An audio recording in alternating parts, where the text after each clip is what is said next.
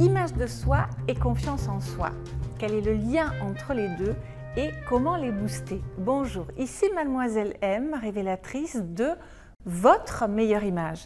Alors à travers cette vidéo, je vais définir avec vous qu'est-ce que l'image de soi, qu'est-ce que la confiance en soi, quel est le lien entre les deux, et ensuite je vous donnerai 9 astuces pour 9 conseils que vous allez pouvoir mettre en application pour travailler sur ces deux pans de votre personnalité. Mais d'abord, si vous êtes nouvelle sur cette chaîne et que vous désirez recevoir tous mes conseils en look, en vêtements, en gestion de garde-robe, en confiance en soi, en féminité, en shopping et j'en passe, eh bien, je vous invite à vous abonner en cliquant sur le lien s'abonner et ensuite sur la petite cloche. Alors, qu'est-ce que d'abord l'image de manière générale?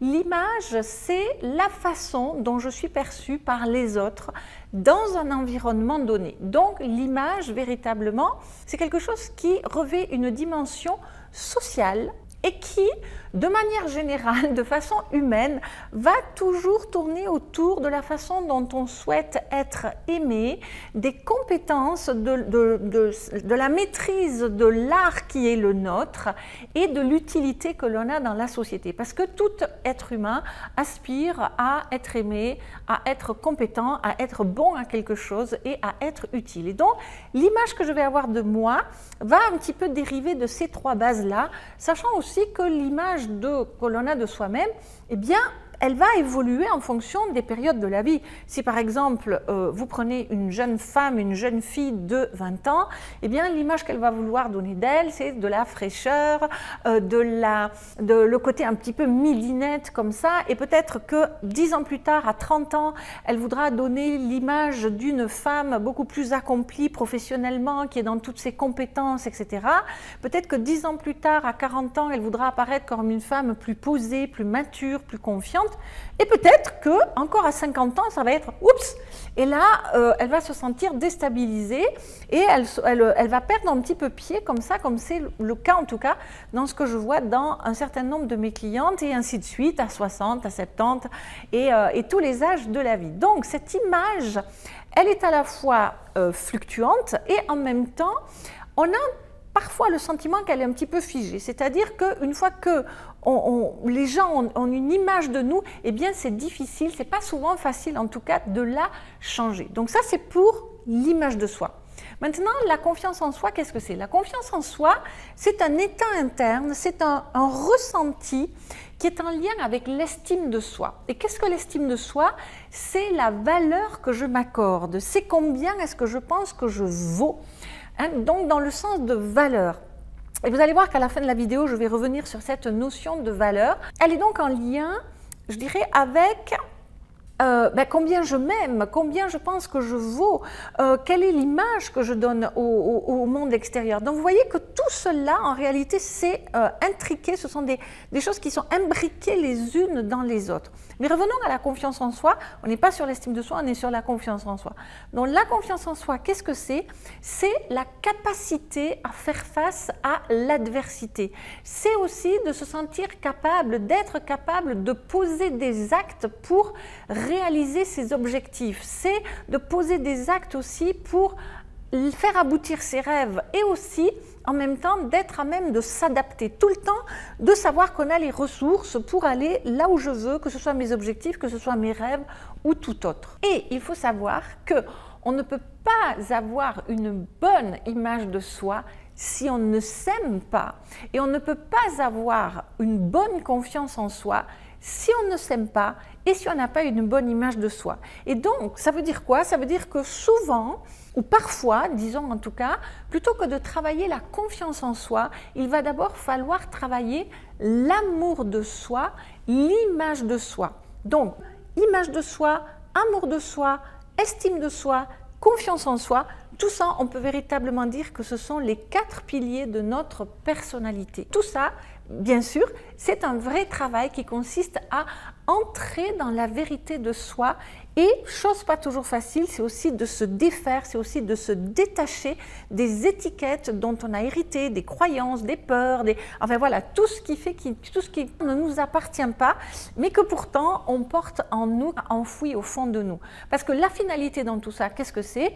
C'est d'habiter en soi pour être heureux, pour actualiser, pour réaliser, pour rendre possible ses objectifs, ses ambitions et au final, son potentiel. Il est aussi important de réaliser qu'on ne va pas déterminer qui on est par rapport à l'image que l'on donne des autres, mais évidemment par rapport à soi-même.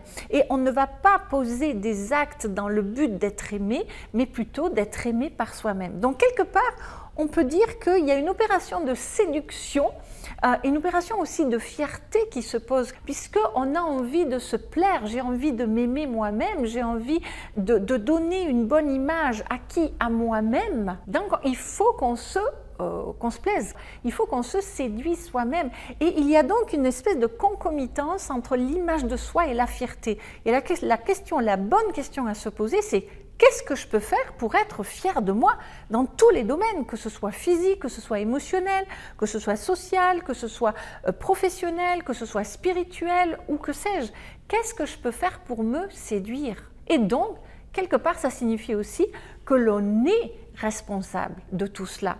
Je suis responsable de qui je suis responsable de mes valeurs, je suis responsable de mes actes, je suis responsable de mes ambitions, je suis responsable de ma réussite, de mon évolution, de ma croissance. Et du coup, eh bien, je vais vous donner 9 astuces pour rentrer dans cette responsabilité et poser des actes pour croître, être davantage fier de vous, davantage vous aimer.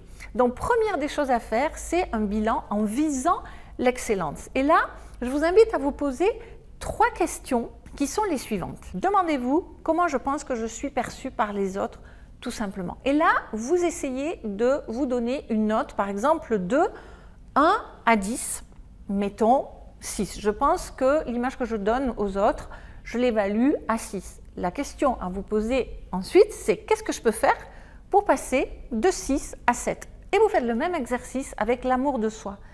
Si je devais noter l'amour que je me porte sur une échelle de 0 à 10, à combien j'évalue cet amour?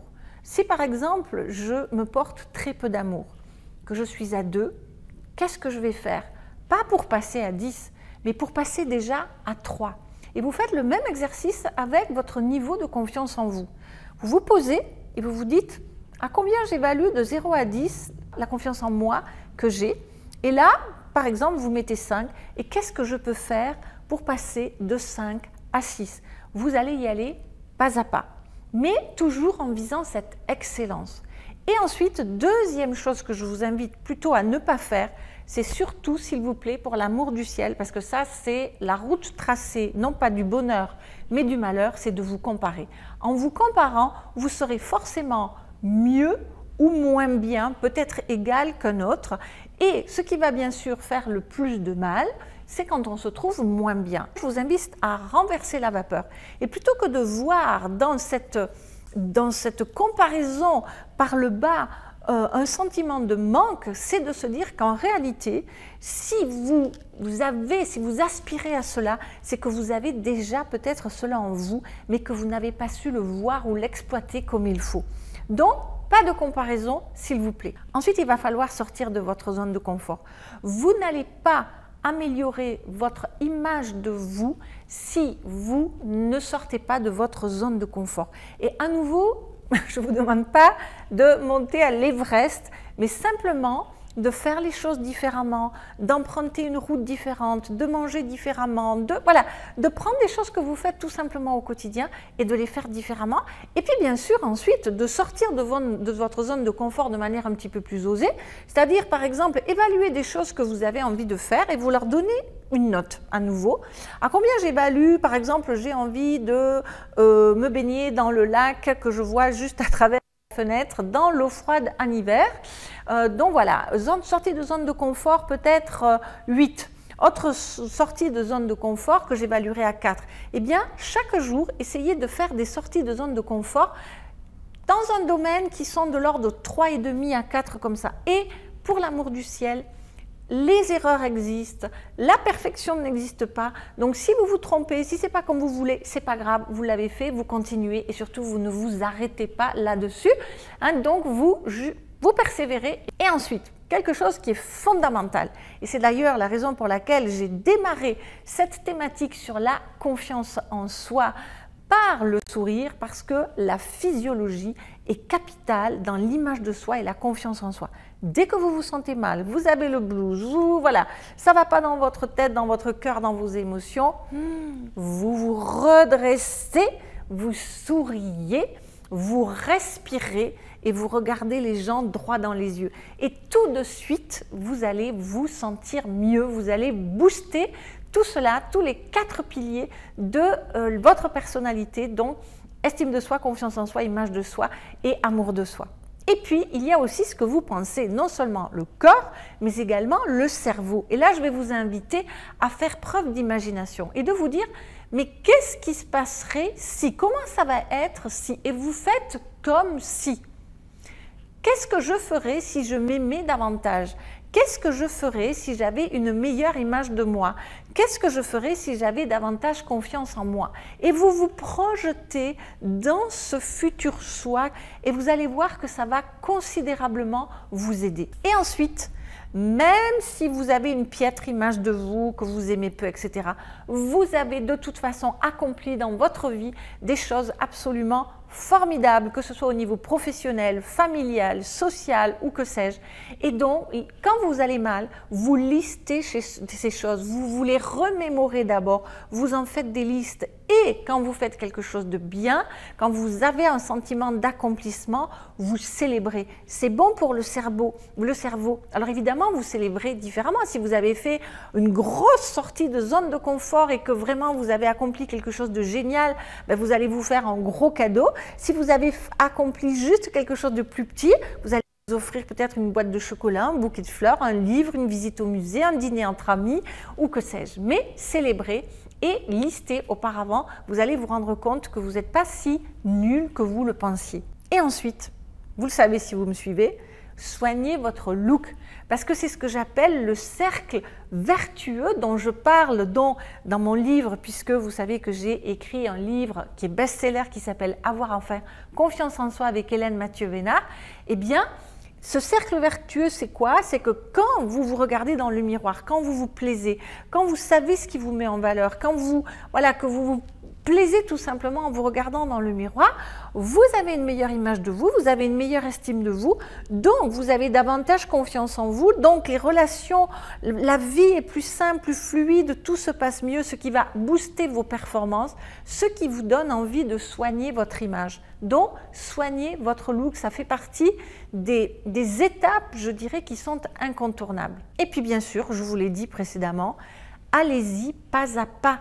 Ne voulez pas passer, ça ne sert à rien de vouloir passer de 0 à 10 dans quelque domaine que ce soit, ça ne marchera pas. Rome ne s'est pas fait en un jour. Et dernière, 9e étape, eh bien, accordez-vous la valeur que vous méritez. Parce qu'une fois que vous aurez visé toute cette excellence et que vous aurez fait tout ce travail sur vous, et quand j'utilise le futur, mais en réalité c'est un travail au quotidien, c'est un vrai travail de toute une vie, eh bien accordez-vous la valeur que vous méritez, quelle que soit cette valeur. Donc, j'espère que cette vidéo vous aura donné des pistes pour aller fouiller un petit peu au niveau de l'image de soi et de la confiance en soi. Dites-moi dans vos commentaires, peut-être partagez les notes que vous vous êtes données. Dites-moi si vous avez d'autres pistes pour booster l'image de soi et la confiance en soi. Dites-moi aussi si vous aimez ce genre de thématique autour de la confiance en soi par un petit like ou par des commentaires. Et puis si vous êtes nouvelle sur cette chaîne et que vous n'avez pas encore téléchargé justement les fondamentaux de votre meilleure image qui se présentent sous forme de 5 vidéos dont 26 astuces en tout, eh bien je vous mettrai le lien dans la fiche i comme info, dans le descriptif de la vidéo et également dans l'écran de fin. Et puis bien sûr pour les personnes qui désirent aller plus loin, il y a cette formidable ce formidable accompagnement en ligne qui s'appelle Première Impression 100% Pur Soi, et là dans lequel je vous garantis pendant 5 mois et plus, puisque après vous êtes membre à vie du cercle des beautés rayonnantes, eh bien on va travailler votre image de vous à fond dans tous les recoins possibles et inimaginables pour arriver à vous faire rayonner. Voilà, donc merci pour vos likes, merci pour vos partages, merci pour vos suggestions de vidéos. C'était Mademoiselle M, révélatrice de votre meilleure image. Bye bye.